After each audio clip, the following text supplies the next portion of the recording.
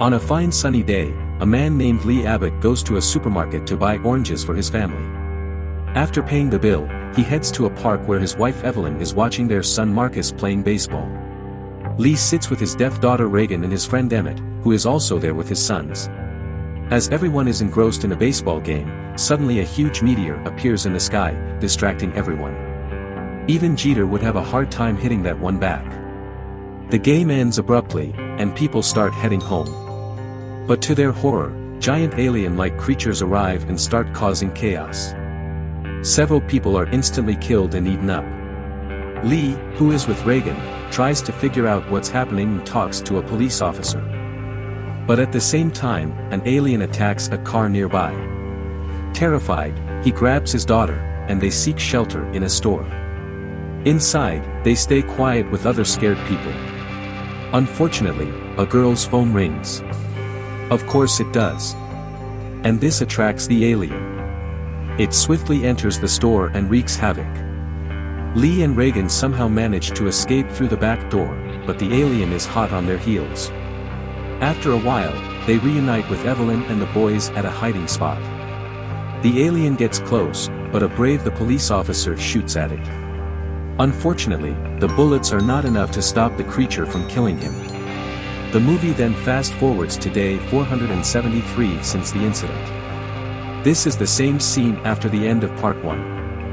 At present, the Abbott family leaves their destroyed house with a newborn baby boy.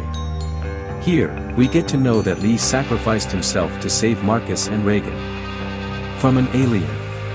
Bo, the youngest child, died on day 89, when his toy rocket made noise and attracted an alien. The family then begins walking along Lee's sand path, hoping they can find a better hideout. Evelyn is carrying the baby in a soundproof trunk with blankies, and an oxygen cylinder is connected to it. After walking for hours, they come across a wired fence with a small gap. Evelyn carefully passes through, but her bag gets stuck, making a slight noise. She looks back in concern and accidentally triggers a tripwire, causing a bunch of bottles to tumble and make a loud noise. Hearing this, she urgently tells her children to run. At the same time, we see someone observing the family with a gun in hand. The noise of the falling bottles attracts an alien, and it charges towards them. Unfortunately, while trying to escape, Marcus steps on a metal trap and badly injures his leg.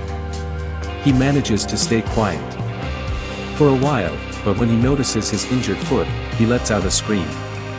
Realizing the danger, Reagan quickly uses her amp, microphone, and cochlear hearing aid to generate a loud noise.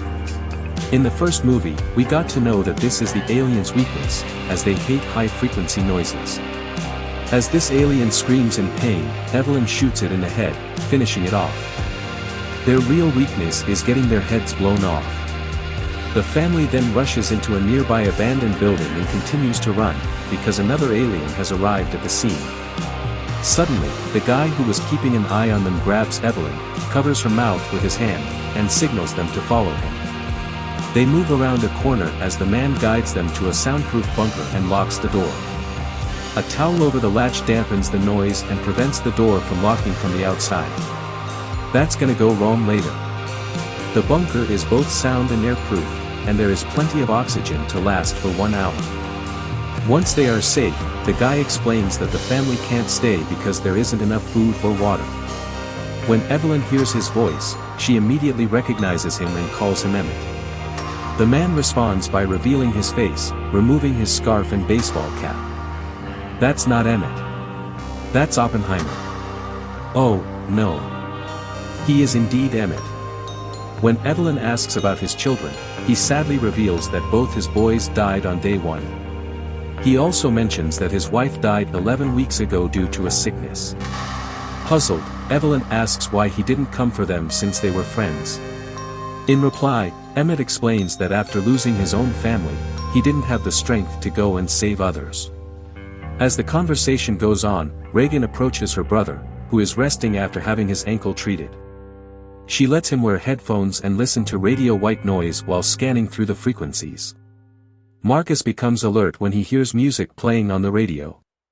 This implies that someone is sending out a signal from nearby.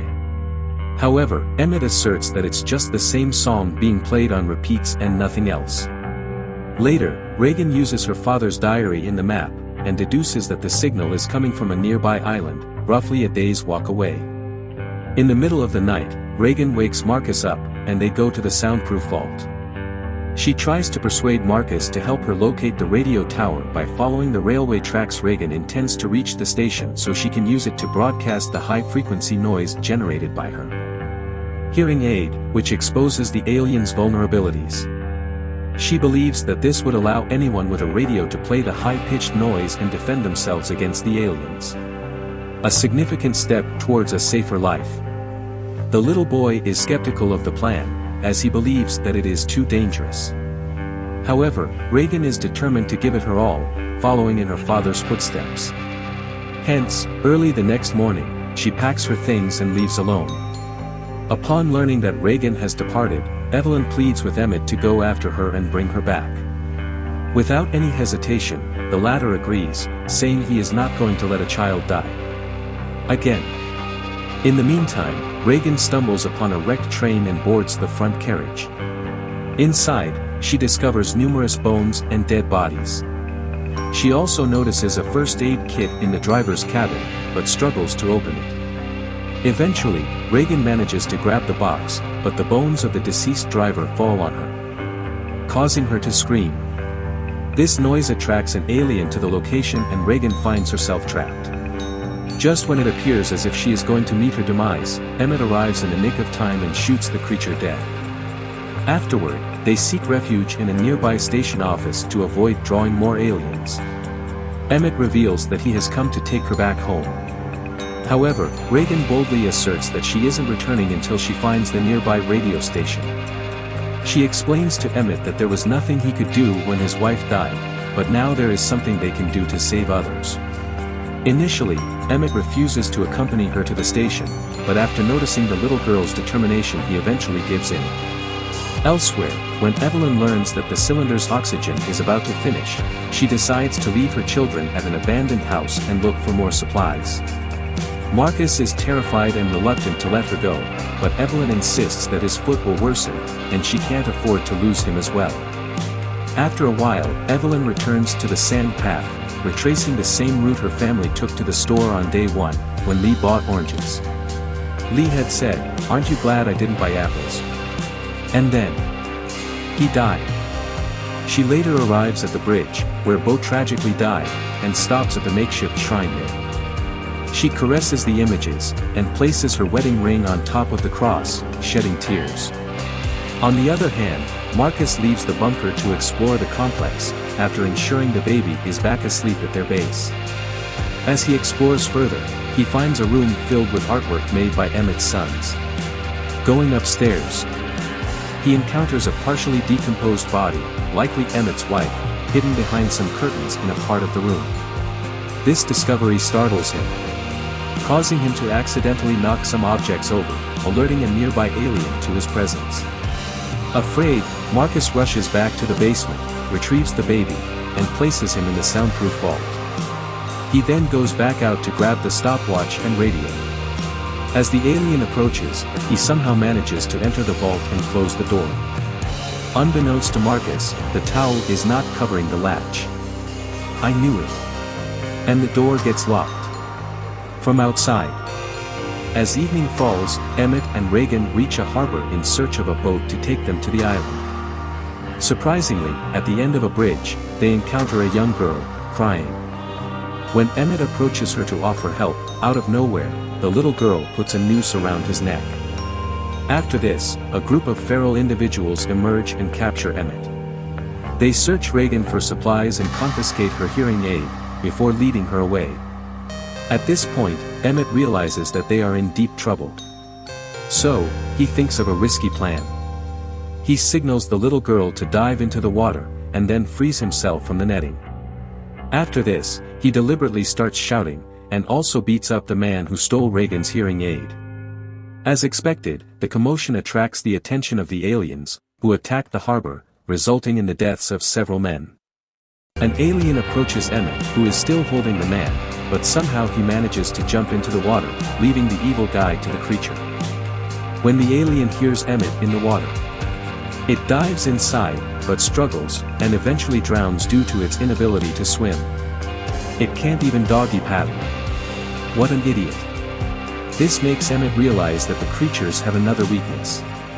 In the next scene, the two find a boat and jump on board. Emmett gives Reagan back her hearing aid, which he managed to hold inside of his mouth. I wonder what that tasted like. After removing all the ropes, they steer the boat towards the island. Meanwhile, an alien is shown stuck on top of a boat that is detached from the docks.